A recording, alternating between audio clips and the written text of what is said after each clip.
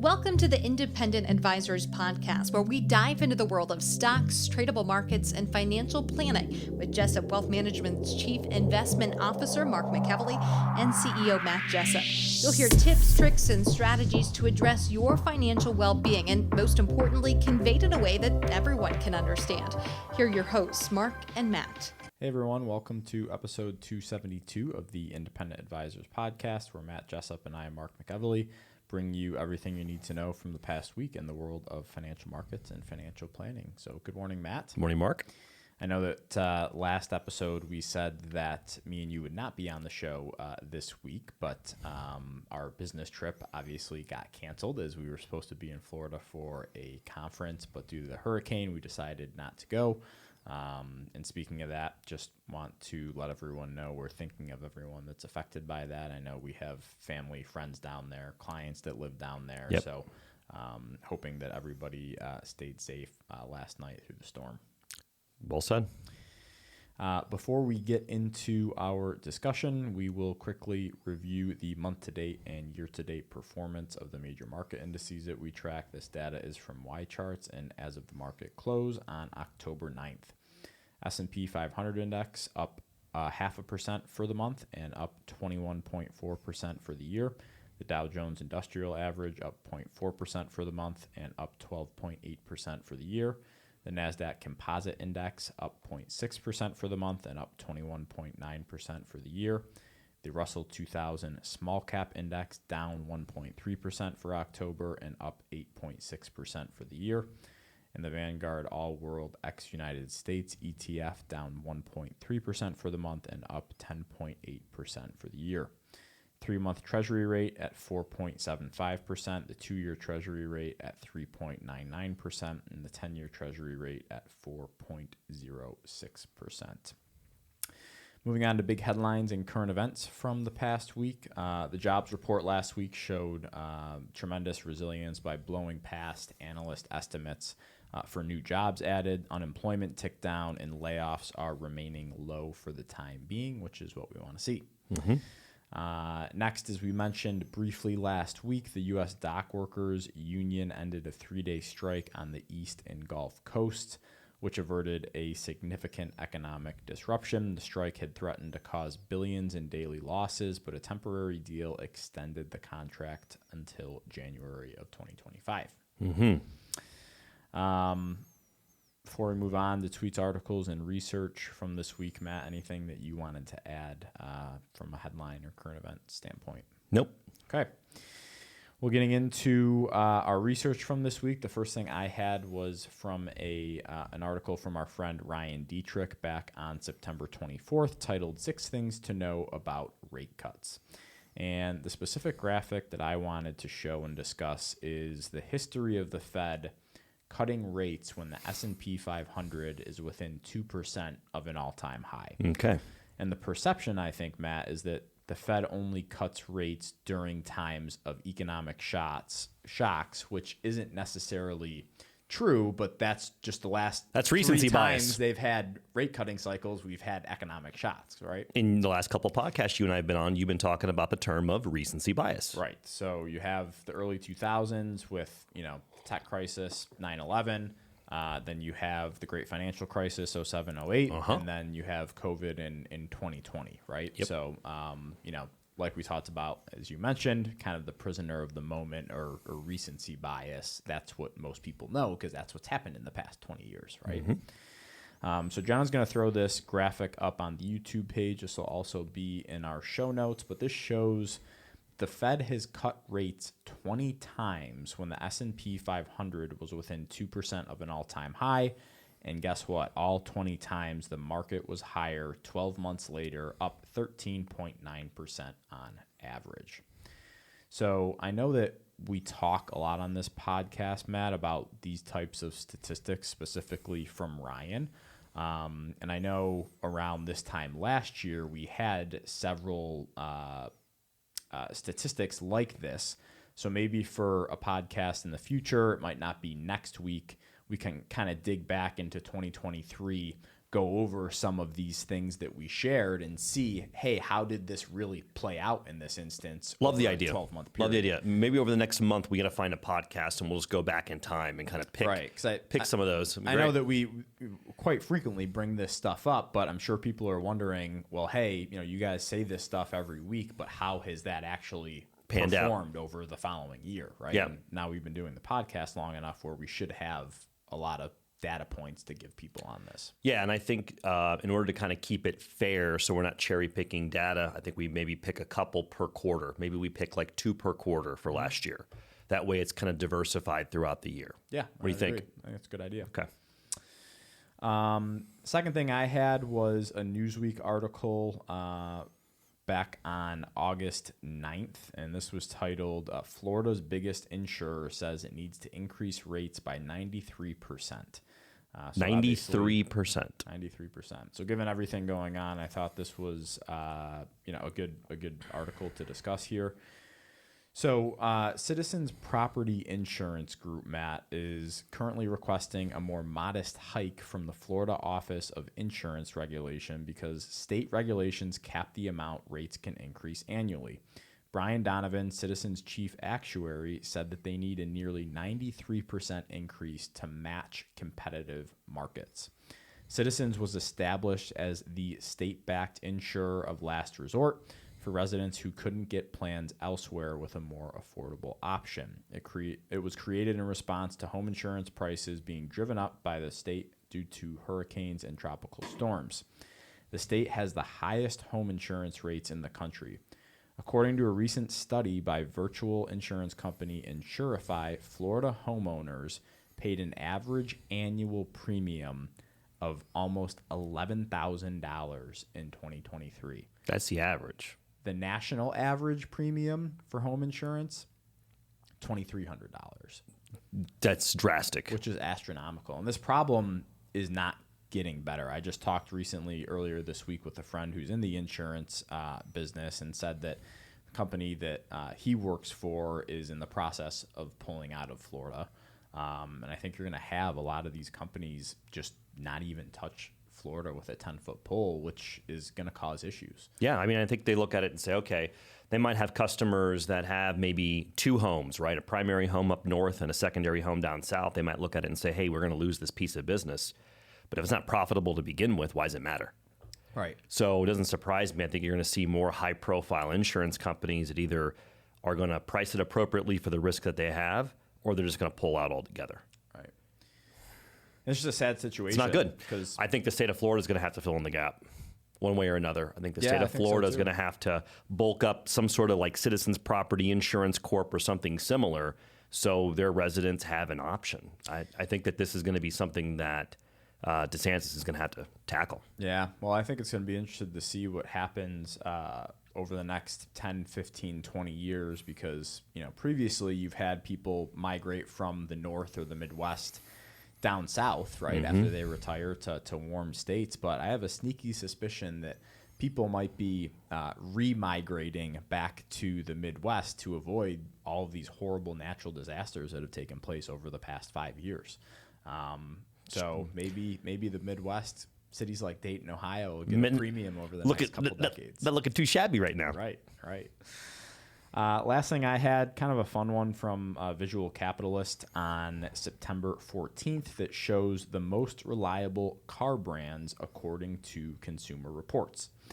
So this graphic that Jenna is throwing up on the YouTube page as we speak visualizes the reliability scores of various automakers as ranked by Consumer Reports, and this data is as of November 23rd. So as you can see in the graphic, Asian automakers dominate the report at the top with Lexus and Toyota. Another interesting fact, Japanese vehicle makers dominate the top of the rankings, making up 6 of the top 10 and 4 of the top 5 most reliable car brands. So that's Lexus, Toyota, Acura, Honda, Subaru, and Mazda. The most reliable American brand was Buick, placing 12th overall, and followed by Tesla and Ram in 14th and 15th, respectively. So if you're in the new market for a car, this might be a helpful graphic graphic, to reference, but kind of surprised me a little bit. I mean, I know that the American counterparts, to the Asian counterparts, automakers, haven't stacked up in the past, but I was kind of shocked how far down the list, your Rams, your GMCs, your Chevrolets, and Dodges were on this list. Me too. So the Asian auto manufacturers are obviously doing something right, and I think that we could probably learn a lot from them. From a reliability standpoint? So just thought I was interested, something that caught my eye. I thought it would be interesting to share, and at the bottom of the pack, for those that are interested, Chrysler and Mercedes-Benz. So wow. A, quote unquote luxury car manufacturer in Mercedes down near the bottom. Wow.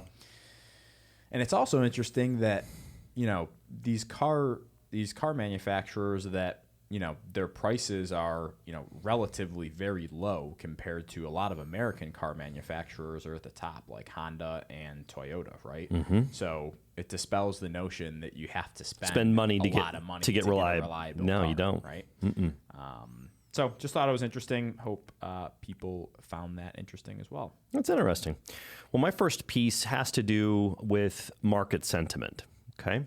And this is from a Bank of America Global Fund Manager survey. So to take a step back, when you get kind of these sentiment surveys, Mark, explain like in 60 seconds what that means. When you get these surveys? Yeah, what's a sentiment survey? So it's just trying to gauge people's opinion on how things are on a certain subject. So you have, for example, business confidence surveys, right? So people are looking out over the next 12 months and say, hey, in 12 months, is business going to be better or worse? And that's kind of an idea of how people feel about the market, the economy, what the Fed is doing, et cetera. Kind of a temperature check. Right. And I think you do a job explaining that. And this one is of mutual fund managers. And so the reason people tend to take notice is these individuals control larger sums of money. And Ryan Dietrich posted this on October 5th, and this fund manager survey recently shows an 11-month low in risk appetites. And so my comment is, that doesn't surprise me leading up to the election, but I think this reverses after the election going into year end. This is a contrarian indicator, in my opinion, and it says to me that fund managers have dry powder that they're most likely going to be putting to work. Because if you think of it this way, listeners and viewers, if a fund manager is very optimistic, you would assume that their portfolios would reflect that, meaning they would have a bigger risk footprint. They would have more of their capital deployed. But when you see a survey like this come in an 11-month low, that's a contrarian indicator. Tells me that they're more conservatively positioned. And if you start to see a rally either before or after the election, you're going to see fund managers trying to play catch up, and they're going to have to put that powder to work. So it could help with a momentum trade, potentially. Yeah, I want to throw it out there. Your thoughts? No, not much to add. Just going back and looking at history, times where people were extremely pessimistic. 2022, obviously, which was a very poor year for the stock market. 2007 to 2008, also very poor times for the stock market. So interesting that people are a little pessimistic given how strong stocks have been so far year to date. But again, with it being an election year, that's not surprising at all. Well said. Also, I think it's important to note that we are still pretty early relative to the average in this bull market. So just wanted to throw that out there. Well said. My next piece has to do about global monetary easing. And this is from the KBC letter on October 1st. This was posted on X, and I want to read through this, okay? And there's going to be a accompanying chart that Jenna will put up in a second. This is what the post said. This is incredible. There were 21 interest rate cuts conducted by global central banks in the month of September. That's the most mark since April of 2020. Outside the pandemic response, this is the third largest month of monetary easing since 2008. I'll say that again, the third largest month of monetary easing. This all comes as central banks across the globe believe they can achieve a soft landing. Meanwhile, Germany's GDP is expected to contract for 2 straight years for the first time since 2002. China is also on track to miss its annual economic growth target of 5% as they fight the streak of deflation since 99. Can central banks really save the day here? Question mark. Jenna will put up this chart for our YouTube viewers. This will definitely be in the show notes and all of our social media sites, such as LinkedIn and X and Facebook, etc. But Mark, when you kind of look at this illustration and you look at the magnitude of rate cuts, the reason I selected this for our listeners and viewers this week is I think at times we can be a little hyper-focused on America. And even though you're seeing some monetary easing here, when you look at it on a global basis, that is a tailwind for risk assets. It's not a silver bullet, but now we have a tailwind of easing monetary conditions worldwide. That's not a bearish thing. That is nice to have that tailwind. When you see this data from the chief investment officer lens and windshield, what comes to mind for you?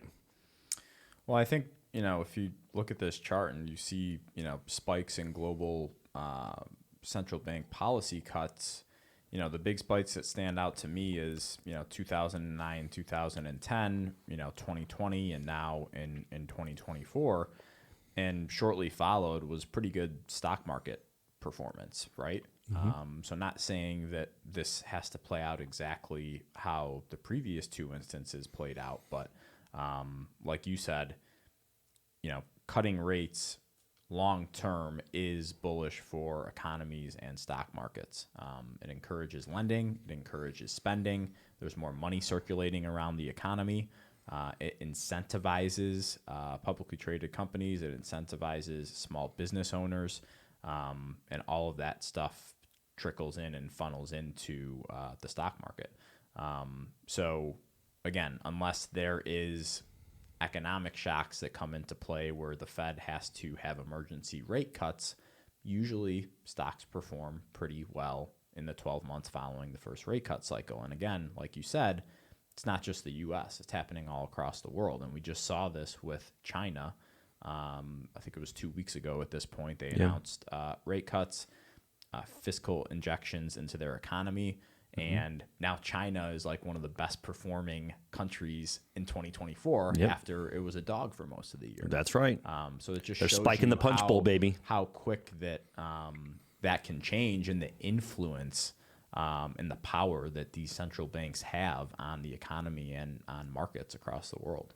I will also take the other side of that. Think about that being a headwind for risk assets over the past several years, as all these countries have been fighting inflation. And the way that they've fought inflation is they've had restrictive monetary policies. And that's not just raising interest rates. It's really decreasing, liquidity in the system, making money harder to touch. I'm overgeneralizing, of course. But it's just interesting how now this is going to be a tailwind, and I don't think this is going to be a 1 or 2 quarter phenomenon. I could see this global easing kind of continue for the next 12, 18 months, be my best guess. And I just think it's interesting, and I don't think enough people are talking about it right now. Yeah, and I think, over the past couple of years, you had people putting money into treasury bills and high-yielding saving accounts, money market funds. Great point. Rates were the highest that they were in 20 or 30 years. Right? Hey, I like that risk-free rate. I'm okay with 5.3 or whatever the number was. But over time, that stuff is going to start to come down, right? So I have, my quote-unquote emergency saving funds is in Marcus by Goldman Sachs, a high-yielding online savings account.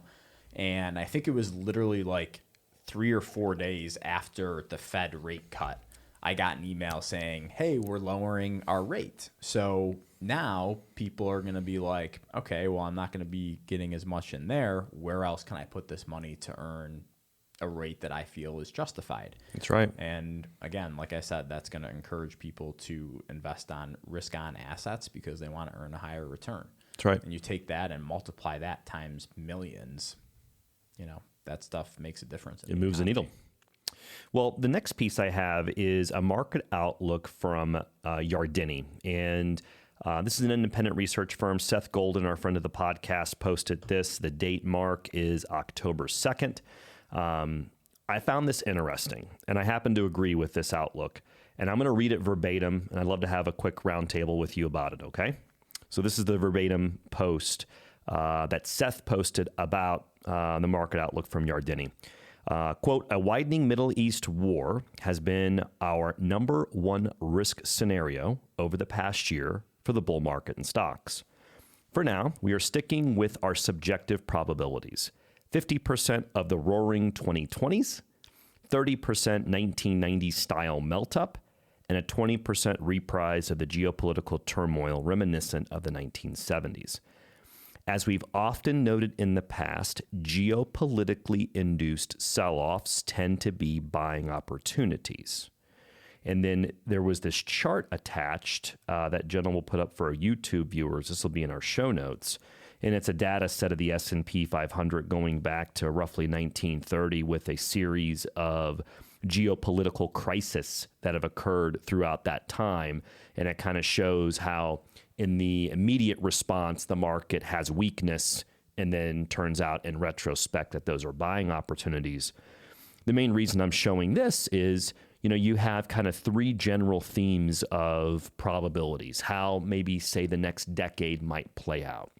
And, those kind of percentages roughly that Yardeni associated with those three areas, the roaring 2020s, the 1990 style melt up, and the 20% kind of statistics of a reprise of the geopolitical turmoil reminiscent of the 70s, that resonates with me.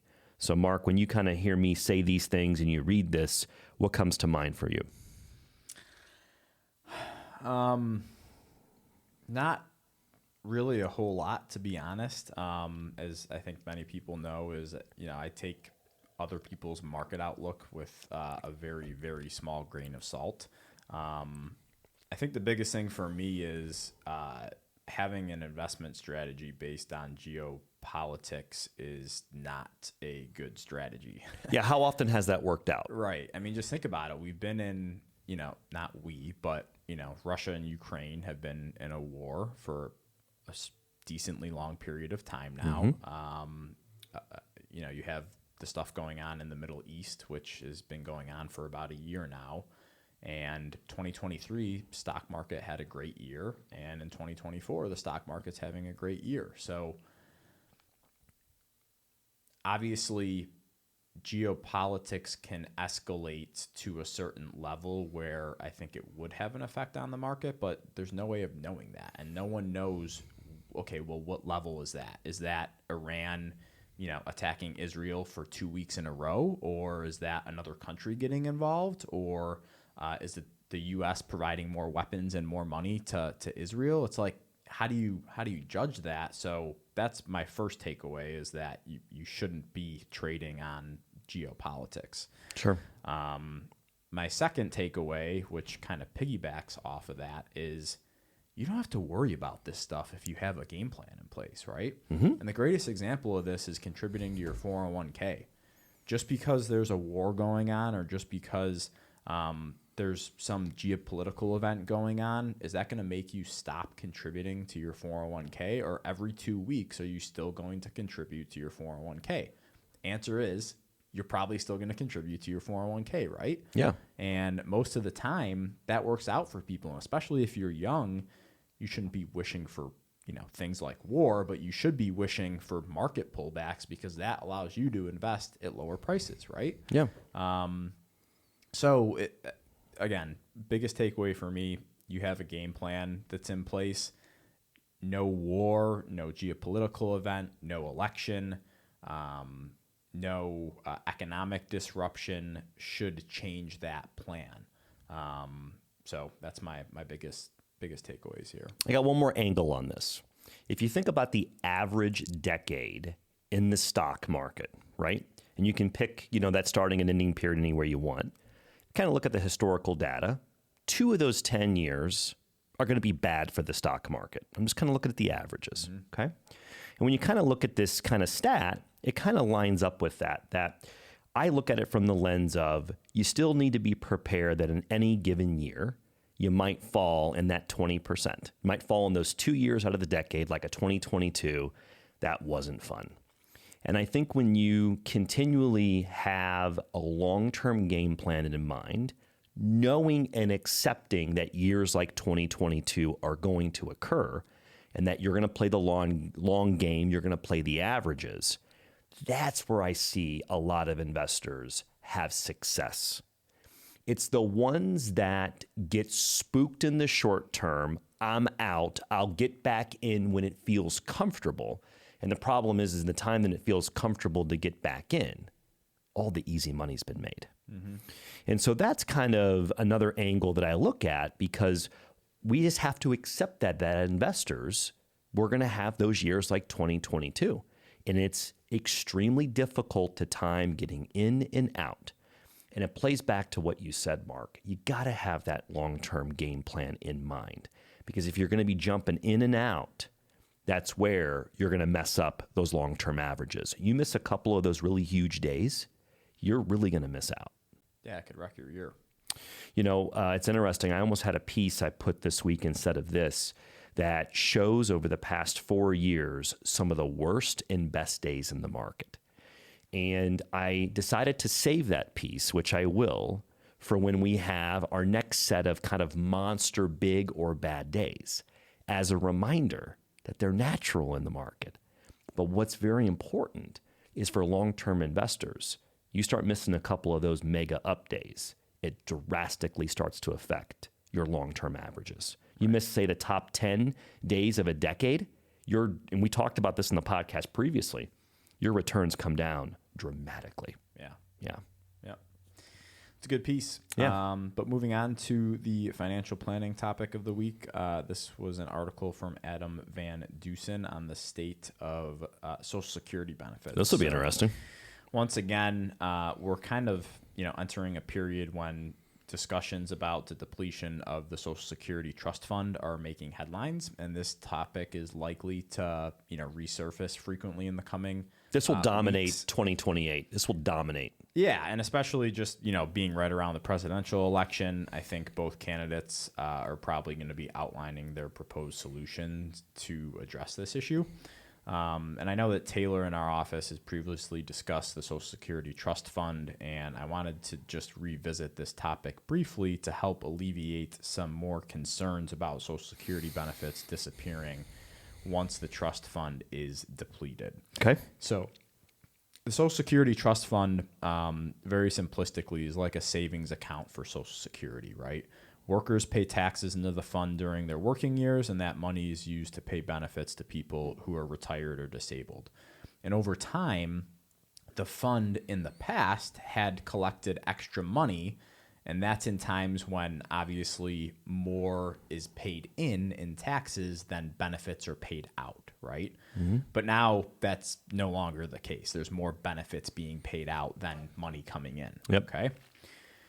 I think the important thing to note here is that the majority of funding for Social Security comes from the Federal Insurance Contribution Act, or what's commonly known as FICA taxes, or payroll taxes. And currently, both W-2 employees and their employers contribute 6.2% of wages to this tax, up to a maximum income of $168,500 for 2024. And that's just for the Social Security portion, not Medicare and Medicaid. Correct. Just so we're clear. Yes. So if you make more than $168,500, you do not pay FICA taxes on any income over that cap. Okay. So even if the Social Security Trust Fund were to be depleted, Matt, which is projected to occur by 2035, the majority of benefits would still be funded by the current FICA taxes. According to the latest reports, 83% of scheduled benefits in 2035 would still be covered. Therefore, the notion that Social Security benefits will completely disappear by 2035 is very misleading, in my opinion. Yeah, that's a good point. And I think it's also important to recognize that government officials are highly motivated and incentivized to take action to ensure that the system continues to provide full benefits to recipients.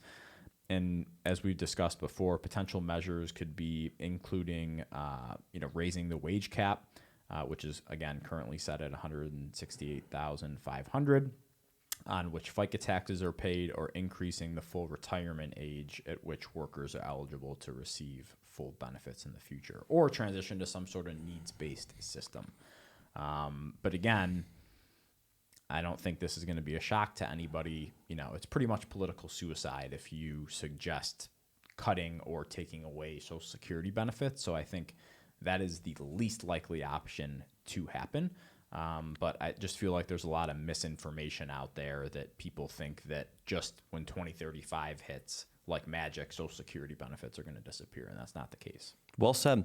And I think it's interesting because, from a political standpoint, obviously the population, 65 and above tends to have a high voter turnout. Mm-hmm. So I would agree with the notion that it is political suicide to not advocate for Social Security on either side of the aisle. That's a tough proposition, right? If you want to get elected. Mm-hmm.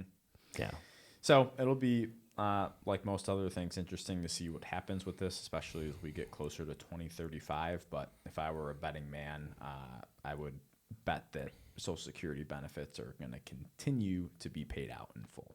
Yeah, and again, as I said, during the next presidential election cycle in 2028, whatever that looks like, this will be a heavier debated topic. Yeah, right? For sure. Right now in this election cycle, you got the heavy topics of inflation, the border.